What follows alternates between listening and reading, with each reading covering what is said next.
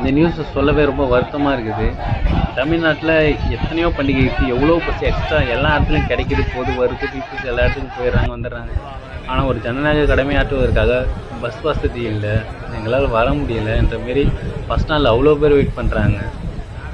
அதே போல் எங்களோட ஓட்டை யாரும் போட்டுட்டாங்க, எங்களால் போட முடியல, நான் வந்து பார்த்தேன் ஆல்ரெடி என் ஓட்டு போட்டுருக்கு அப்படின்னு சொல்லி எவ்வளோ ஓட்டர்ஸ் வந்து கேள்வி கேட்குறாங்க. இந்தியாவில் வந்துருக்கு.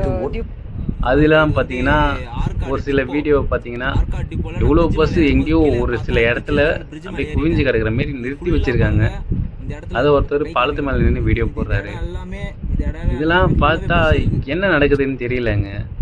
ஏன்னா ஓட் போடுறதுன்றது ஒரு ஜனநாயக கடமை, அதை பண்ணுறதுக்கு கவர்மெண்ட் எந்த விதத்துலேயும் தடையாக இருக்காது. ஆனால் இவங்களால வர முடியல. இந்த டைமில் பஸ் வசதி ரொம்ப கம்மியாக இருக்குது. இதெல்லாம் எப்படி பார்க்குறதுன்னு தெரியல. யாராவது ஓட் போட்டிங்களா, இல்லை போடாமல் இருக்கீங்களா? உங்கள் ஓட் போட்டது வந்து ஆல்ரெடி யாராவது போட்டிருக்காங்களான்றதை கமெண்ட்ஸில் சொல்லுங்கள். சரிங்களா?